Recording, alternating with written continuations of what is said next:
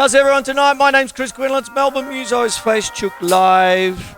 I've got some business here because a wonderful drummer passed away last night in Tony Allen. And before I even start, I want to say a beautiful big thank you and a hello to Allie Lee. How are you, darling? And Spike Kiernan and Stephen Tocci as well, who I know are both big Fela Kuti fans.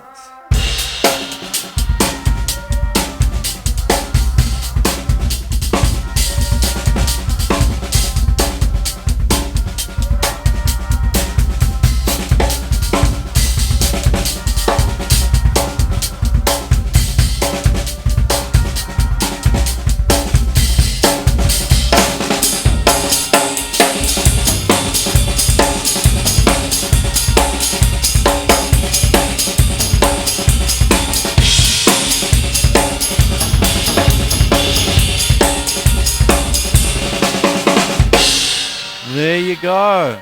Oh, I'll come back to that. There's my African sounds. And what I also have here is I thought that I would actually use some of my African percussion triggers. You can hear that in the background because when you listen to Tony Allen play and Fela Kuti's music and all that, I've got to get on to explaining all that, of course, but the rhythm section. You can't believe how funky it is. They're like that. So.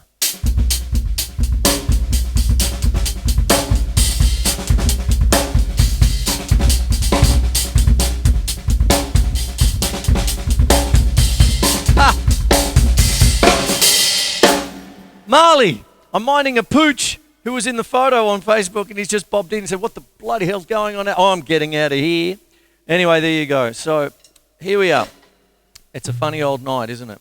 I got my notes about Tony Allen. For those of you who do not know about Tony Allen, find out. And I'm going to help you find out right now. Okay.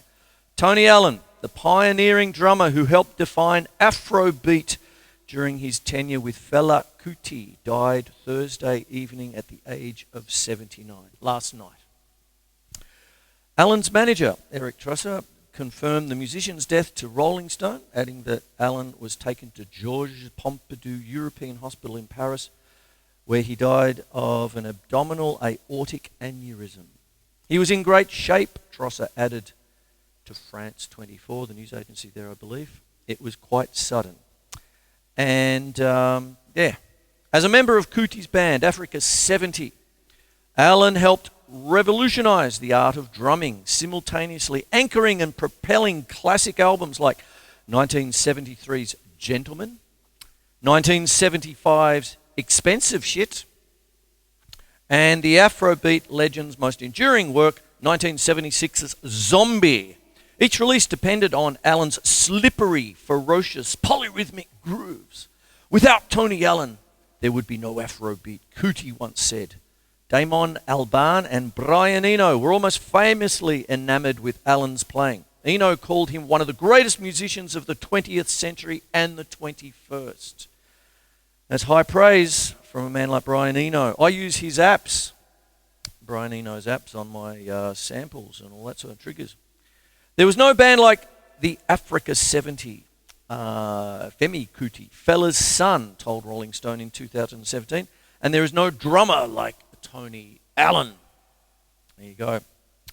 I'll give you a bit of a background and then I'm going to put it down and talk about some of the techniques because it is a drumming teaching show after all. Allen was born in Lagos in Nigeria. He didn't pick up the sticks until his late teens. He studied the work of a variety of jazz drummers from Art Blakey to Elvin Jones to Philly Joe Jones to Gene Krupa. Speaking with The Wire, Allen credited Max Roach with turning him on to the hi-hat and the potential thereof, which he believed many of his peers were neglecting. Allen later met the drummer Frank Butler, who influenced him to practice drumming on pillows. That's something that Dennis Chambers does. It adds flexibility, he told The Guardian. Okay, I'm going to stop there for a bit because you just don't want me reading a newspaper article. What you actually want me to do, what's going on here? And what you actually want me to do is talk about his stuff. Now, he was talking about the hi-hat. The hi-hat, there you go. Yes, a lot of people just keep it down. But what you've got to do, I've even got the tambourine hi-hat there, a la John Bonham and all that, who was it's a funny thing that I'll get onto about that. And also things like Stuart Copeland. Whenever you listen to The Police and you're listening to Stuart Copeland play, you are listening to one of the influencees, I think, is the proper term, of Tony Allen. Because when you're listening to things like Walking on the Moon and things like that, that's straight out of Afrobeat and straight out of Tony Allen. So that's the depth of the influence of the man. So what you've got is essentially, if we're going to take, let's say, I'm going to talk about the hi-hat. Okay, let me just bring it back down to basics. If I'm going to play a basic rock beat,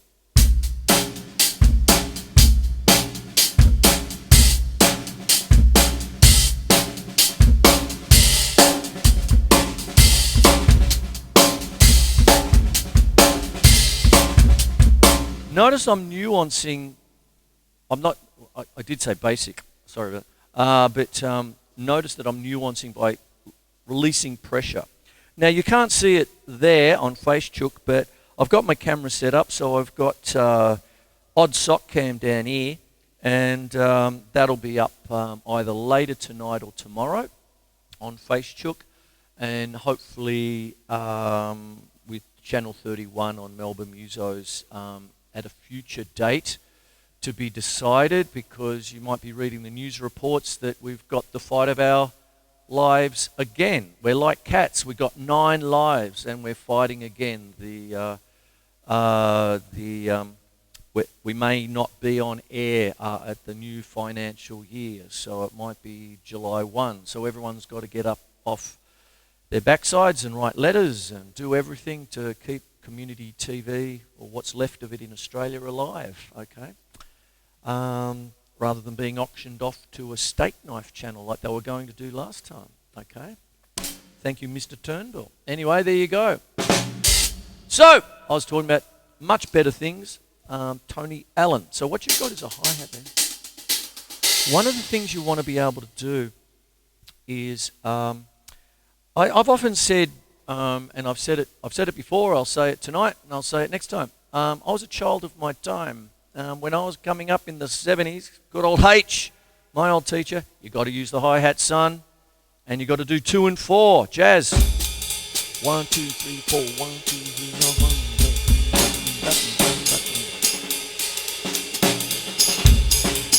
And then Jack Dejan and people like that turned me on to doing other things, right?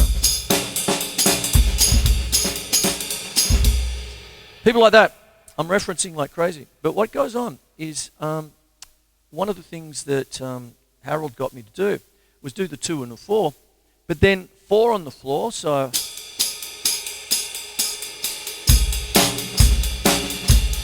he even got me to do quavers, and that's John Bonham.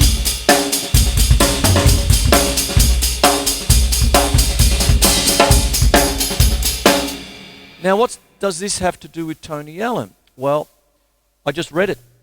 He was big on the hi-hat. And one of the little things you want to be able to do to start to get an in on Afrobeat and what Tony Allen left us and all this sort of stuff is to understand what the Afrobeat is. And it's a very funny kind of beat, because when you want to just get started, a great way to actually sort of get going is to do what I call a reverse 2-feel, okay? And a 2-feel is Pink Panther. Right, left, right, left, right, left. What happens if you went backwards? Left, right, left, right. That will put the bass drum on the offbeat if you turn it into quavers. So if you get, say, 1, 2, 3, 4, 1, 2, 3, 4, then you just tap away. 1, 2, 3, 4, 1, 2, that. 1 and 2 and 3 and 4 and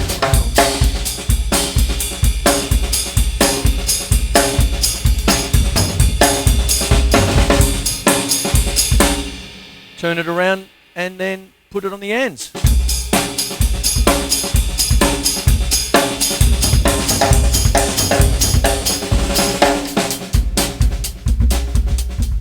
Take it out and just leave the bass drum on the ends. Now, one of the things that you hear a lot in Fela Kuti's music, of which Tony Allen was central, Fela Kuti, he is said himself, I said it before right there, is this little figure here, which is, in its most basic way, is 1, 2, 3, 4, 1 and 2 and 3 and 4 and 1, 2, 3, 4, 1 and 2 and 3 and 4. It's got that. It's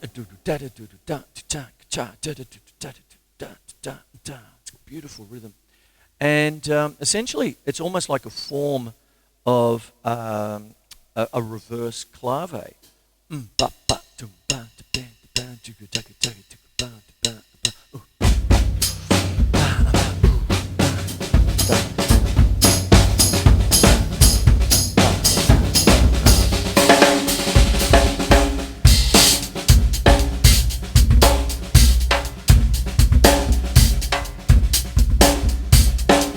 Rim click 2.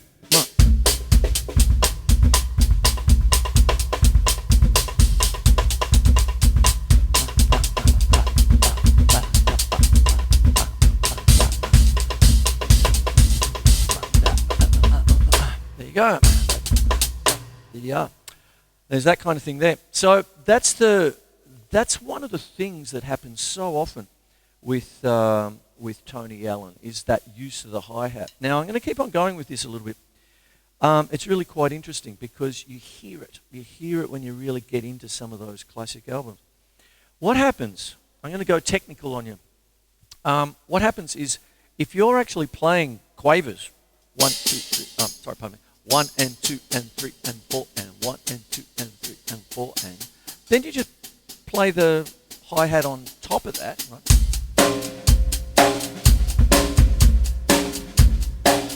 No perceivable difference yet. Look what happens if you put in a double tap.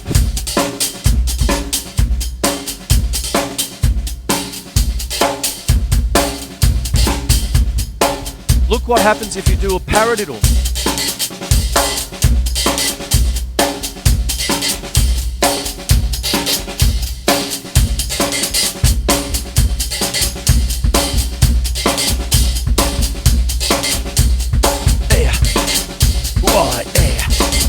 Expensive shit. Ha!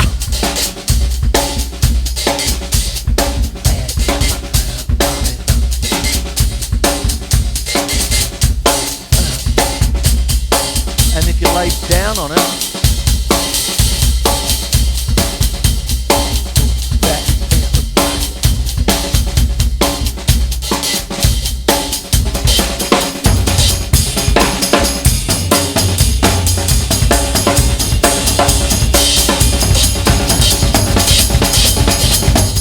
that wasn't a Tony Allen thing. That's a little bit of a, I don't know, Bonham thing, really.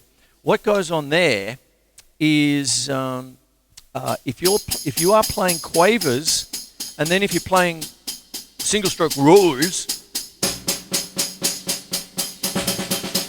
so your left foot on the hi-hat is playing with the right hand, and then you put in the left. Every time you put the left on the hi-hat, by default,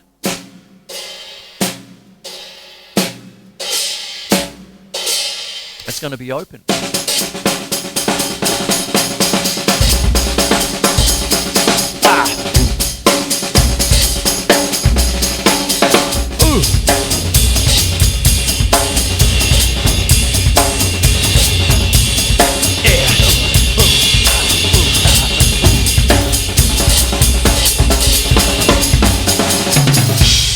Oh, that gets happening. That's a Tony, that kind of. Now,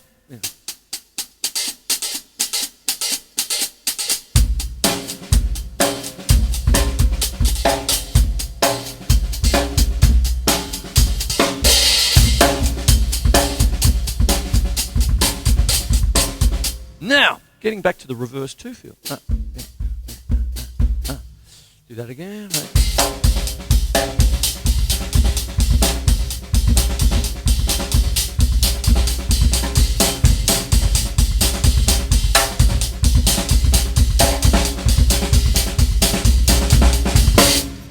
You know, you really start picking up on it, you know, that kind of stuff. Now, what would happen is with Fela Kuti's music, there was lots of instrumentals, and that groove just kept on going. It just kept on going, and what would happen is that when you're reading the background and with some of the interviews that he did, he would say, you'd be playing for 4 hours, you know, just straight, you know, that kind of thing, all that sort of stuff.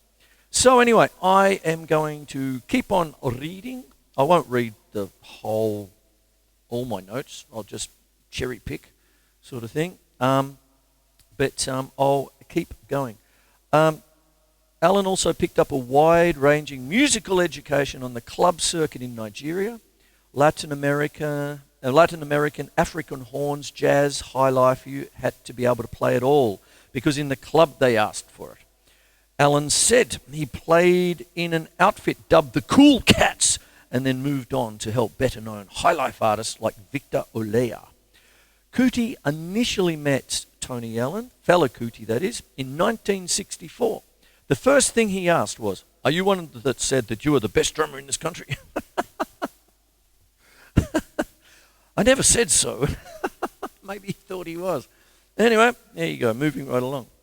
And he asked me if I could play jazz, and I said yes. And there it is. Okay. Alan went on to serve as the drummer in Kuti's band, Kula Lobitos. Initially, listeners weren't sure what to make of the group. I know that feeling well. It was like a revolutionary music style coming to the country, Alan explained. They were used to the high life thing. It was kind of strange for the people. After a visit to the United States in 1969, Alan and Kuti began to cement the endlessly copied sound of Afrobeat, which I am talking about now. I've mentioned Stuart Copeland for one. You listen to Stuart Copeland, go one generation back and you're listening to the beats of Tony Allen and people like that. There you go. Alan and Kuti, I've said that bit, boosted by searing, intricate horn parts. That's what I'm trying to do with my triggers and things. Not horn parts so much, but African voices. Scratchy, relentless guitar and agitated, hyperactive bass lines, which is why I've got that trigger. Like American funk, each instrument could function as a percussive engine, driving the song forward. But Afrobeat made more room for solos and inventive melodic digressions that sprawled out over 10, 12, or 17 minutes. And there you go. Essentially, Michelle Nedecello, I hope I said that properly, said, hearing Tony Allen really opened my mind up to the fluidity and the understanding of agility within the pulse. That's something that I wouldn't mind talking about now. Because when you're actually playing, say, something quite slow,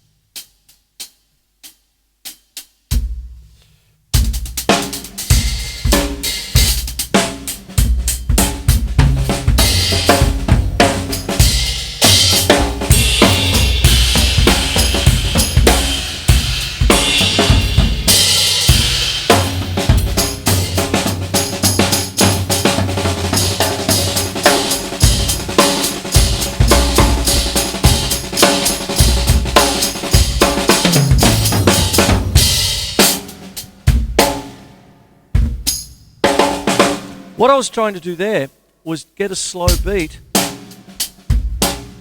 but play inside it. That's the agility of being inside a beat. Now, I've said that before about even people like Phil Rudd from Akadaka and all that. And Ringo with the Liverpool jangle of the Beatles and stuff like that. How come the Beatles got that kind of agitated kind of beat? There was a hemiula, I see, because what would happen is that you might be playing, say, something that's triplet-based on the drums, but, or a clipped shuffle like Ringo had, for instance, and then George Harrison would be playing straight over the top, quavers. So it comes out like a jangly 3 against 2, and the classical term is a hemiula, and it's used so much in flamenco music, things like that, that cross-rhythmic thing of 6/8 against 3/4, that kind of thing there. People get tricked up with that. 6/8 is 2 groups of 3, like 1, 2, 3, 4, 5, 6, 1, 2, 3, 4, 5, 6. But 3/4, even though it's got 6 quavers, and a lot of people think it's the same, it ain't, because it's 1 and 2 and 3 and 1 and 2 and 3 and when you put the 2 together,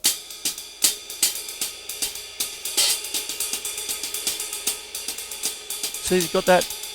You see, there's 1, 2, 3, 4, 5, 6, 1, 2, 3, 4, 5, 6.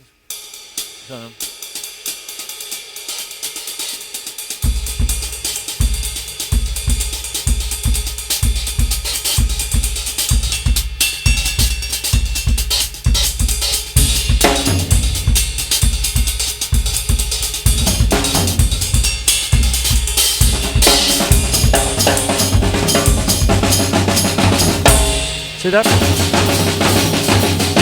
It's a 3 against 2 polyrhythm, but inside the beat, you see. So you could have that. See, that's what it's based on.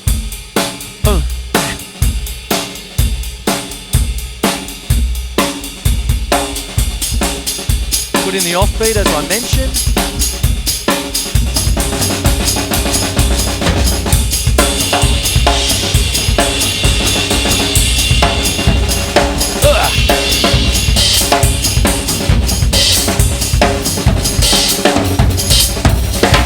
And that's sort of wrapping up the things that I've sort of done, because if I've got that going, like, there it is. So I'll move right along. I'm up to Brian Eno now. Eno bought a Kuti album on a whim in a London record shop in the early 1970s. I think I liked the cover, and I think I liked the fact that the band had so many members, he told The Vinyl Factory in 2014. It changed my whole feeling about what music could be. When I first met Talking Heads and we were talking about working together, I played Kuti's 1973 album Aphrodisiac, which is a play on the words, not Afro as in Afro, it's Afro as in Afrobeat. For them, and said, this is the music of the future. And there you go. I love the density of the weave between the players, Eno added. I love the relationship of discipline and freedom shown in this. It's not jamming in the do whatever you like sense, but it's not constrained parts in the orchestral sense either. Okay. Alan and Kuti were a prolific and indefatigable team for over a decade. Kuti released multiple albums a year with ease. He was also a tireless performer. We'd play 6 hours a night, 4 days of the week with Fela. That's what the people want. And there you go. So that's one of the things about this Facebook Live tonight. A bit melancholic because we've lost another one. It's a bad year for drummers. It's just about as bad as 2016. And we're all living in tough old times. But the thing is, you remember the people that make you want to do this shit. It's it's not expensive shit. That's in the album. That's expensive shit. Okay. Get the free steak knife. Anyway, so I'm going to move right along a little bit here. What happens is you build things up. Now I'm going to talk about this. One of the things he said in there was the hi-hat. Okay, the hi-hat. It's your secret weapon. Okay, and what happens is you might have that. You see, even if when you just tap the thing,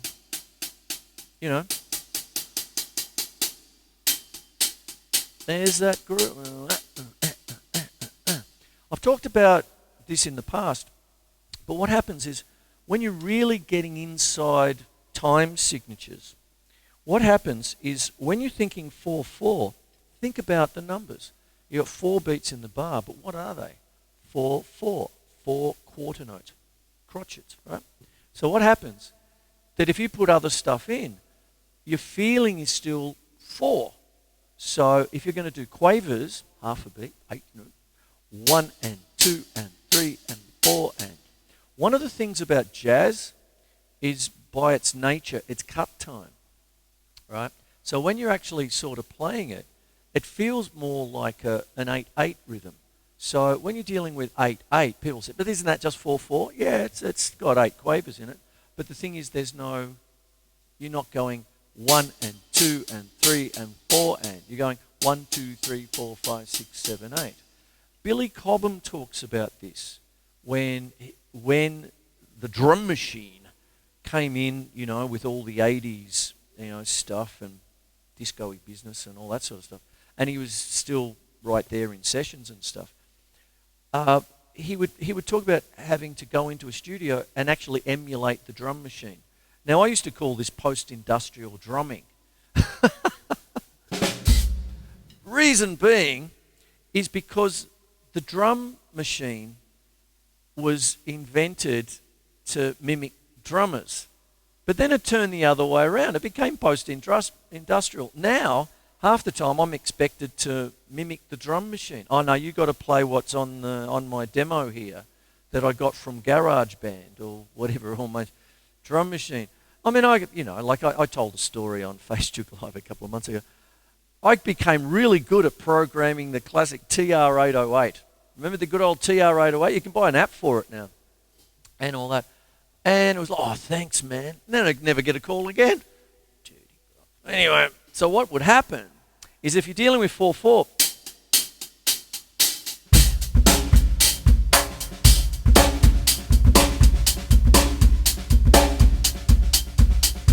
now there's your little secret weapon.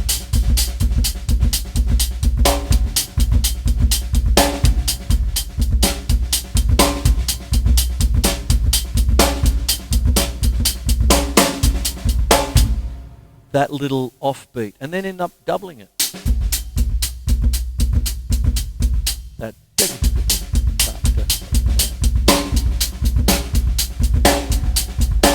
It can be a bit off-putting if you don't really cement the one so much, but what happens is that's part of the charm of what Tony Allen was able to do. I better start wrapping the show up. I'm already there. Gee, I could keep on going for ages. But anyway, I better not. So what happens is once you've got that, one of the ways that you can get in on that, I'll recap, is put your hi-hat, which Tony Allen regards so highly, first. So it's a reverse 2-feel. So instead of like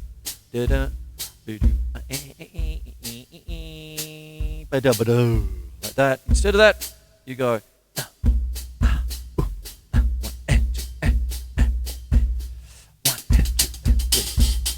If you just do that, and then play quavers over the top, you're always going to get that little open hi-hat thing, which I mentioned just before.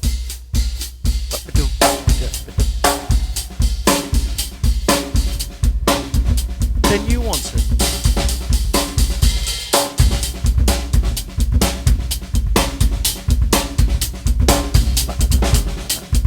Rim click.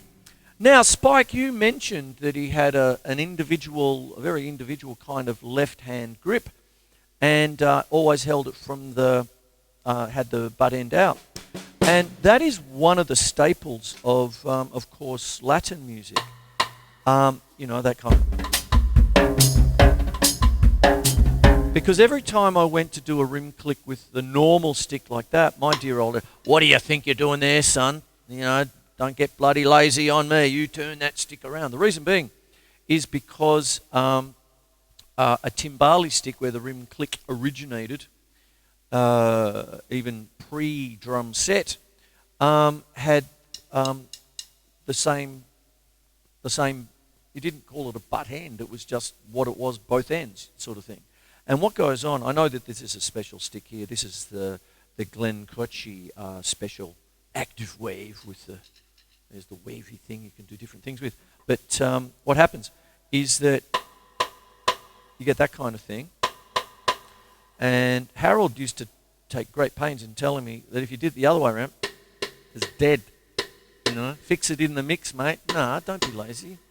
You know, do it the right way. And because so much of Afrobeat was that kind of thing,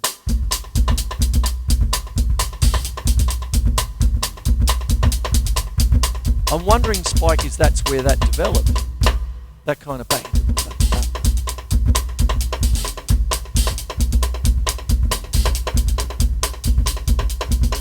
Notice it's agitated, like just like you said, you know, like but.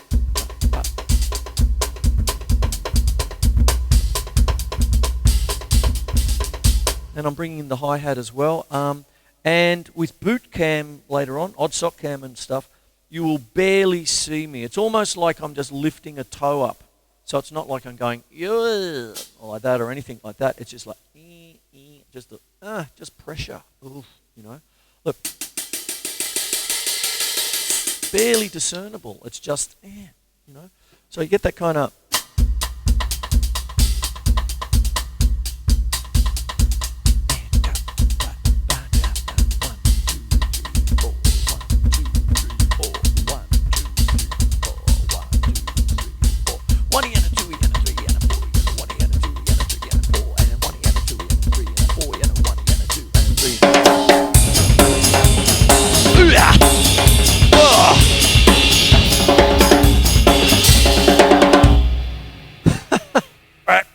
There it is.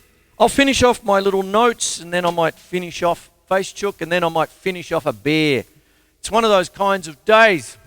And there you go, sort of thing. You know, the days when you're looking after people and all that, and think about them. We're all locked in and starting to get a bit whatever. And you got to fight for your community stuff like TV stations and shit and all that. You know, don't go with the steak knives, mate. There you go. So I'm going to finish off here, and what it is Flea, great bass player, the greatest drummer on earth has left us, Flea wrote on Instagram. What a wild man with a massive, kind and free heart and the deepest one-of-a-kind groove. Fela Kuti did not invent Afrobeat. Fela and Tony birthed it together. Without Tony Allen, there is no Afrobeat. There you go. There you are. Oh, it is. And yes, so lots of tributes. This is one of them and all that. And there you go. One of his last statements, or one of the last statements on my notes that I highlighted. While many listeners think drumming and clobbering a rhythm are synonymous, Alan never felt that way. Some drummers don't know what it means to play soft. It's not in their book, he said in 2016. I know I can make my drums bring the house down if I have to, but I know how to make it subtle. Okay? You listen to it flowing like a river. There you go. So, dear Face Chookers, my name's Chris Quinlan. This is Melbourne Musos, Face Chook Live on a Friday. And a great man, a great drumming man, has passed literally last night. And it all bobbed up today. Spike Kiernan, hello Spike, there you go, alerted me to it with his post. And Stephen Tocci alerted me to it. He wanted to know all about Fela Kuti rhythms on a Face Chook Live last year. So I am revisiting it for those two. I'm also sending a beautiful hug and cuddle and one of those cuddle emojis, this is new, and all that to my dear friend Allie Lee. If you're watching, sweetheart, there you go. And and all that sort of stuff. Loyal friend through and through for many years. And there you go. And what's going on here is a tribute to Tony Allen of Fela Kuti fame. I started the night off. I always do the big circle. I do that. Any students out there, he's going back to the beginning again, because that's what I do. I sort of just go back over. But I started off with my African samples This is one of the reasons why I've got all, a lot of people, oh, look at the drum kit. We are a big-ass drum kit and all that sort of stuff. But that's why. I mean, I've got to do things week to week. And last week I did Anzac Day and all that. So that was just snare drum. But now it's Africa and the samples. You do the research. You work for it and it works for you. Tony Allen.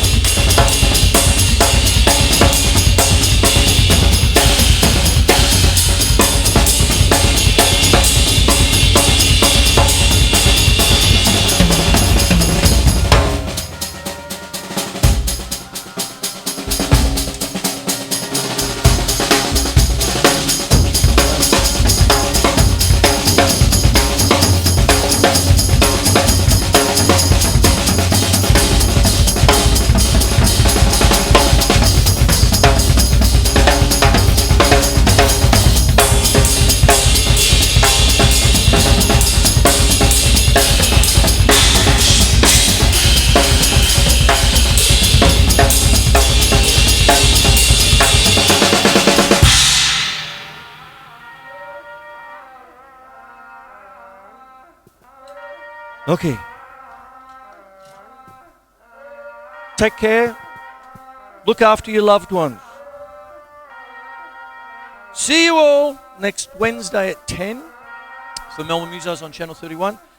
And 6 o'clock next Friday for the next instalment of Facebook Live.